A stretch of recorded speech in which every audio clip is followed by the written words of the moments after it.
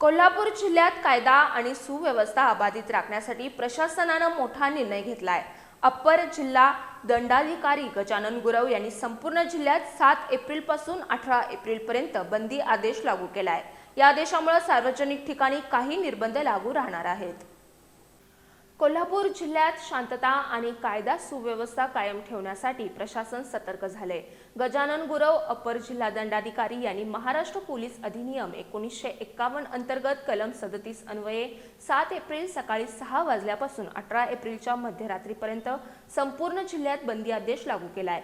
या आदेशानुसार विनापरवानगी जमावबंदी, शस्त्र सदृश वस्तूंचा वापर आणि सार्वजनिक ठिकाणी काही हालचालींवर निर्बंध राहणार आहेत। मात्र सरकारी अधिकारी आणि कर्मचारी त्यांच्या कर्तव्यादरम्यान तसंच पोलीस प्रशासनाची पूर्व परवानगी घेतलेल्या व्यक्तींना या आदेशातून सूट देण्यात आली आहे। याशिवाय सर्व जाती धर्मांचे सण, उत्सव, यात्रा, लग्न समारंभ आणि अंत्यसंस्कार यासारख्या कार्यक्रमांना शांततामय पद्धतीने पार पाडण्यासाठीही या आदेशातून सवलत देण्यात आली आहे। प्रशासनानं नागरिकांना सहकार्य करण्याचं आवाहन केलं असून कोणतीही अफवा न पसरवता शांतता राखण्याचे निर्देश दिले आहेत।